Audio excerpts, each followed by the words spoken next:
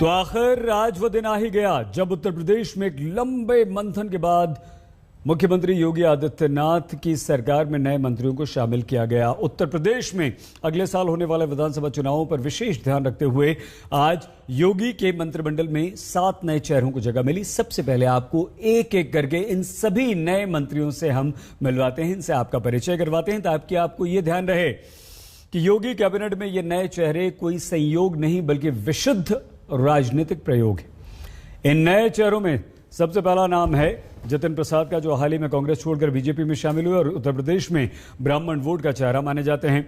BJP को उम्मीद है कि जितिन प्रसाद के मंत्रिमंडल में शामिल होने से ब्राह्मण वोट पर असर पड़ेगा और बीजेपी को ब्राह्मण वोट देंगे। दूसरे नए मंत्री हैं बरेली से बहेड़ी विधानसभा से बीजेपी के विधायक छत्रपाल गंगवार, जो कुर्मी जाति से आते हैं और पिछड़ी जाति के वोट पर असर डालते हैं। इनके अलावा गाजीपुर की सदर सीट से महिला एमएलए डॉक्टर संगीता बलवंत को भी योगी कैबिनेट में जगह मिली। संगीता के जरिए बीजेपी पूर्वांचल में ओबीसी वोट जीतने का विश्वास रखती है और इतना ही नहीं, पूर्वांचल में दलित वोट पर पकड़ बनाने के लिए बीजेपी ने सोनभद्र के ओबरा से विधायक संजय गोंड को भी अपने मंत्रिमंडल में जगह दी। योगी कैबिनेट में अगला नया नाम है बलरामपुर से बीजेपी के विधायक पलटू राम का।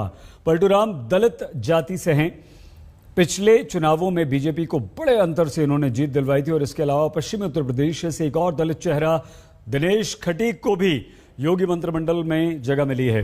दिनेश खटीक मेरठ की हस्तिनापुर सीट से बीजेपी के विधायक हैं। योगी कैबिनेट में एक और नाम आगरा से एमएलसी धर्मवीर प्रजापति का है। धर्मवीर प्रजापति पहले से ही कई महत्वपूर्ण पद संभाल रहे हैं, लेकिन ओबीसी चेहरे के रूप में धर्मवीर को कैबिनेट में जगह दे दी गई। मैं जितिन प्रसाद ईश्वर की शपथ लेता हूं। मैं छत्रपाल सिंह गंगवार ईश्वर की शपथ लेता हूं। मैं डॉक्टर संगीता बलवंत ईश्वर की शपथ लेती हूँ। मैं दिनेश खटीक ईश्वर की शपथ लेता हूँ। यूपी के जिस बड़े सियासी बदलाव की तैयारी कई महीनों से चल रही थी, आज वो नए मंत्रियों की शपथ के साथ संपन्न हो गया है। योगी आदित्यनाथ ने आज इस बदलाव के साथ अपनी कैबिनेट का चुनावी मेकअप भी कर दिया है। मैं भारत की प्रभुता और अखंडता अक्षुण्ण रखूंगी।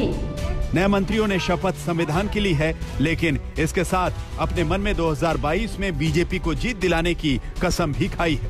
मैं उत्तर प्रदेश राज्य के मंत्री के रूप में अपने कर्तव्यों का श्रद्धापूर्वक और शुद्ध अंतःकरण से निर्वहन करूंगा। चुनाव में अब सिर्फ 6 महीने का वक्त बचा है, इसीलिए बीजेपी जातीय समीकरण के सियासी शॉट से यूपी विधानसभा का फाइनल मैच जीतना चाहती है। इसके लिए जातीय समीकरण संतुलन को ध्यान में रखकर कैबिनेट में जगह दी गई है, ताकि यूपी की सोशल इंजीनियरिंग से जीत का रास्ता तय किया जाए। तौर से जो हमारे आज 7 मंत्रिपरिषद के साथियों ने शपथ ली है, उसमें समाज के उन हिस्सों से आने वाले जिनको कभी कोई नहीं पूछता था, भारतीय जनता पार्टी ने उनको सम्मान दिया है, उनको स्थान दिया है, उनको मंत्रिपरिषद में जगह दिया है। सरकार की शुरू से ही नियत रही है समय समय पर सभी पक्षों को सभी के लिए काम करना, सबका साथ सबका विकास के आधार पर सरकार का संचालन रहा है।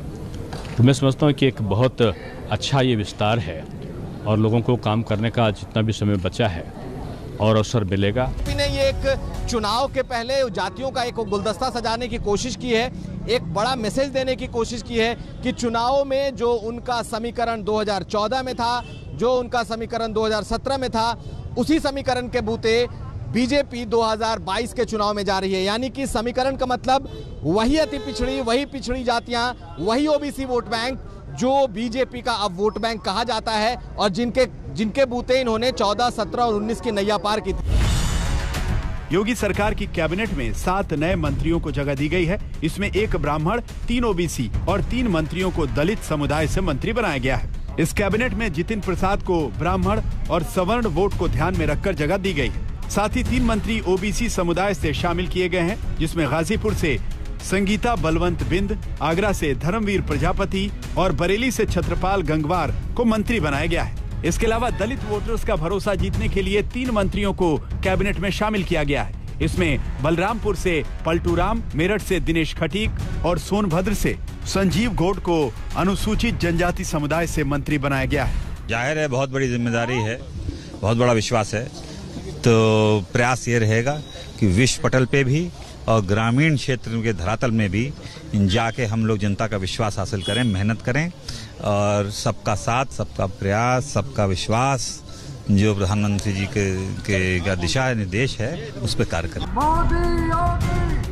योगी सरकार के इस नए बदलाव में एक ब्राह्मण वोट के साथ दलित और ओबीसी समुदाय के 3-3 मंत्री बनाकर सोशल इंजीनियरिंग के फॉर्मूले को बैलेंस रखने की पूरी कोशिश की गई है। अब इस फॉर्मूले के पीछे की सियासी वजहों को भी समझिए। यूपी में सबसे बड़ा वोट बैंक पिछड़ा वर्ग का है। यूपी में ओबीसी आबादी करीब 40% है, जबकि सवर्ण वोटर 18% हैं, जिसमें खास तौर पर ब्राह्मण वोटर करीब 10% हैं, जबकि दलित समुदाय की आबादी 21% के करीब है। इसके अलावा करीब 18% मुस्लिम वोट्स हैं। माननीय मुख्यमंत्री जी के दिशा निर्देश के अनुसार जो हमारी सरकार की योजनाएं हैं उसको हम धरातल तक पहुंचाने के लिए पूरा प्रयास करेंगे। जी देखिए, हमारी सरकार का ये मोटो है, वो इस सिद्धांत पे काम करती है कि सबका साथ, सबका विकास, सबका विश्वास। देखिए, भारतीय जनता पार्टी सदैव से यह जानती है कि हमारे प्रदेश का विकास तभी होगा जब सभी वर्गों को हम लोग लेके चलेंगे और सभी वर्गों में भी महिलाओं को जब हम आगे करेंगे तो हमारा यह प्रदेश मजबूत होगा, क्योंकि जहां जिस प्रदेश और जिस देश की महिलाएं आगे रहती हैं वो देश और प्रदेश मजबूत होता है। पिछले चुनावों के नतीजों के आधार पर यह माना जाता है कि ओबीसी वोट बैंक में यादव वोटरों को छोड़कर बीजेपी को पिछड़ी जाति का वोट मिला। यूपी में करीब 12% यादव वोटर हैं। इसके अलावा 5% जाट वोट बैंक है, जिस पर बीजेपी किसान आंदोलन की वजह से बहुत ज्यादा भरोसा नहीं कर सकती। ऐसे में बीजेपी का ध्यान सवर्ण वोटरों के साथ दलित वोटर्स पर है। योगी आदित्यनाथ जी के नेतृत्व में प्रदेश ने नंबर 1 पर है पूरे भारत के अंदर। उत्तर प्रदेश सबसे बड़ा प्रदेश है और जो हम विधायक बनकर काम करते थे उससे ज्यादा पूरे प्रदेश की जिम्मेदारी मिली है और पूरे प्रदेश में काम करेंगे आदरणीय श्री योगी आदित्यनाथ जी के नेतृत्व में। और समय की रही बात, समय तो 2 दिन का भी बहुत होता है कार्य करने के। समय कम नहीं लग रहा, 4 महीने का समय होगा। उत्तर प्रदेश के पश्चिमी इलाके जहाँ से आप आते हैं, किसानों का आंदोलन है, हालांकि आज मूल्य बढ़ा है, लेकिन जो नाराजगी है वो दूर कर पाएंगे?